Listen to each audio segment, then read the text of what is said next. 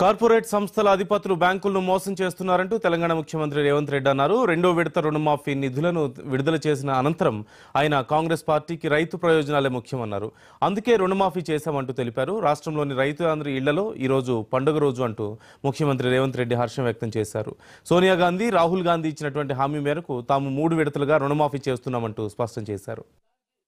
తెలంగాణ శాసనసభ ప్రాంగణంలో కాంగ్రెస్ పార్టీ శ్రీ రాహుల్ గాంధీ గారు, శ్రీమతి సోనియా గాంధీ గారు ఇచ్చిన మాట ప్రకారం తెలంగాణ రైతాంగానికి 2 లక్షల రూపాయల రుణమాఫీ చేసి వ్యవసాయం దండుగ కాదు, వ్యవసాయం పండుగ అని నిరూపించడానికి చేస్తున్న ప్రయత్నంలో భాగంగా మలి విడత 1,50,000 రూపాయల వరకు రుణమాఫీ కార్యక్రమాన్ని ఈరోజు ఈ ప్రాంగణంలో మనం ఏర్పాటు చేసుకోవడం జరిగింది.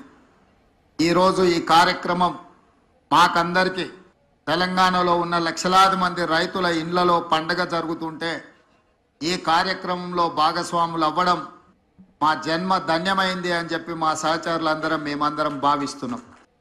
ఈరోజు ఈ కార్యక్రమంలో పార్టీలకు అతీతంగా రైతుల యొక్క సంక్షేమాన్ని ఆకాంక్షించే శాసనసభ్యులు సిపిఐ నుంచి, భారతీయ జనతా పార్టీ నుంచి కూడా శాసనసభ్యులు ఇందులో పాల్గొని ఈ కార్యక్రమం పార్టీలకు అతీతంగా రాజకీయ ప్రయోజనం కాదు, రైతు ప్రయోజనమే ముఖ్యమని చెప్పి విజ్ఞత ప్రదర్శించి ఇందులో పాల్గొన్నందుకు వాళ్ళందరినీ కూడా మనస్ఫూర్తిగా నేను అభినందిస్తున్నా. ఈరోజు దేశంలో కార్పొరేట్ కంపెనీల యజమానులు వేలాది లక్షలాది కోట్ల రూపాయలు బ్యాంకుల ద్వారా అప్పులు పొంది వ్యాపారాలలో నష్టం వచ్చిందని చెప్పి లేదా తప్పుడు లెక్కలు చూపించి లక్షలాది కోట్ల రూపాయలు బ్యాంకులకు ఎగవేసి ఈ దేశాన్ని వదిలి పారిపోతున్నారు. వాళ్ళు బ్యాంకుల దగ్గర తీసుకుంటున్న అప్పులు ఒక రకంగా బ్యాంకులను మోసగించాలన్న ఉద్దేశంతో తీసుకొని ఆ కంపెనీలు దివాలా తీసినాయని చెప్పి బ్యాంకులను మభ్యపెట్టి దాదాపుగా 14 లక్షల కోట్ల రూపాయలు 10 సంవత్సరాలలో బ్యాంకులకు కార్పొరేట్ వ్యాపార సంస్థలు ఎగవేయడం జరిగింది. కానీ రైతు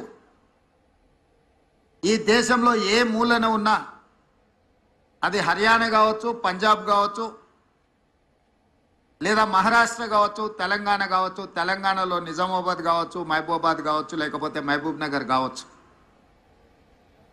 రైతు 10 మందికి సహాయపడడానికి, 10 మందికి పట్టెడు అన్నం పెట్టడానికి, తన అప్పుల పాలైనా సరే తన వృత్తిని మానొద్దు, 10 మందికి ప్రయోజనం చేకూరాలి అని చెప్పి క్రాప్ లోన్ తీసుకొని వచ్చి పెట్టుబడిగా పెట్టి పంటలు పండిస్తే ఆ పంటలకు సరైన గిట్టుబాటు ధర రాకపోవడమో, పంట ఆశించిన మేరకు ఉత్పత్తి జరగకపోవడమో, వివిధ కారణాల చేత రైతు నష్టపోయి బ్యాంకులో పన్నులు తెచ్చుకున్న అప్పులు చెల్లించలేక, బ్యాంకుల్లో తెచ్చుకోలేని వాళ్ళు ప్రైవేటు వ్యక్తుల చేత అత్యధిక మిత్తితో తెచ్చుకొని వాళ్లకు చెల్లించలేక అప్పులవాడు ఇంటి ముందుకు వస్తే కుటుంబ సభ్యుల ముందు, భార్య బిడ్డల ముందు ఆత్మగౌరవం దెబ్బతిని ఏ సొంత పొలంలో సిరులు బండాలి అని ఆలోచన చేసినరో అదే సొంత పొలంలో పురుగుల మందు తాగి ఆత్మహత్యలు జరుగుతున్న విషాదకరమైన సంఘటనలు ఎన్నో మనం చూస్తున్నాం. అందుకే మే 6, 2022 నాడు వరంగల్ ఆర్ట్స్ కాలేజ్ మైదానంలో మా నాయకుడు రాహుల్ గాంధీ గారి సమక్షంలో వరంగల్ రైతు డిక్లరేషన్ పేరు మీద ఏ రైతు కుటుంబంలో విషాదం ఉండకూడదు, వ్యవసాయం చేసే ప్రతి రైతు ఆనందంలో ఉండాలి, ఆర్థిక సంక్షోభంలో కూరుకుపోకూడదు, వాళ్ళను ఆదుకోవాలన్న లక్ష్యంతో 2 లక్షల రూపాయల రైతు రుణమాఫీ చేస్తామని ఆనాడు ఓరుగల్లు గడ్డ మీద నుంచే లక్షలాది తెలంగాణ రైతాంగానికి మాట ఇవ్వడం జరిగింది.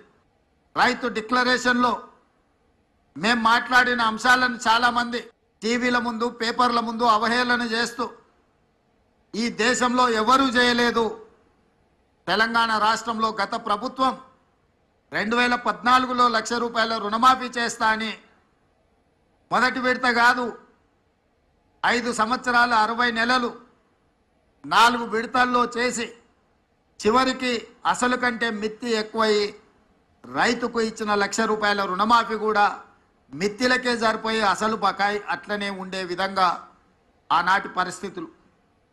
ఆనాడు ధనిక రాష్ట్రానికి నిధుల కొరత లేకపోయినా ఆ రోజు రైతులకు న్యాయం జరగలేదు. మళ్ళీ రెండవసారి కూడా అదే వాగ్దానంతో ముందుకొచ్చి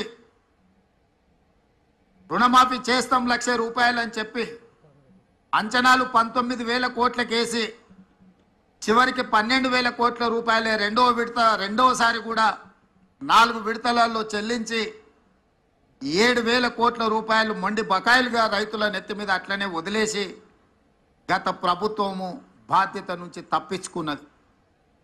ఏది ఏమైనా 2 విడతలుగా కలిసి 10 సంవత్సరాలు 120 నెలలు కలిపితే కూడా 25,000 కోట్ల రూపాయలు గత ప్రభుత్వం చెల్లించలేకపోయింది. మేము అంచనాలేసి బ్యాంకుల నుంచి వివరాలు తెప్పించుకొని కమర్షియల్ బ్యాంక్సే కాకుండా అగ్రికల్చరల్ బ్యాంక్స్ నుంచి కూడా రైతులకున్న అప్పుల వివరాలు తెచ్చుకున్నప్పుడు 31,000 కోట్ల రూపాయలు దాదాపుగా లెక్క తేలింది. మంత్రివర్గ సమావేశంలో 31,000 కోట్ల రూపాయల రుణమాఫీ చేసి తీర్థమన్నప్పుడు అప్పుల్లో కూరుకుపోయిన తెలంగాణ రాష్ట్రం, ఆర్థిక సంక్షోభాన్ని ఎదుర్కొంటున్న తెలంగాణ రాష్ట్రం ఏ విధంగా ఈ రైతులకు రుణమాఫీ చేస్తారని చెప్పి చాలామంది మాట్లాడడం జరిగింది. కొంతమంది శాపనార్థాలు పెట్టడం జరిగింది. వాళ్ళు చేసిన అప్పులు వాళ్ళకి తెలుసు కాబట్టి వాళ్ళు ఒక నమ్మకంగా ఉన్నారు, ఎట్టి పరిస్థితుల్లో వీళ్ళు చెల్లించరు, ఆగస్టు నెలలో ఏదైతే మాట ఇచ్చిండో మాట తప్పుతాడు అని.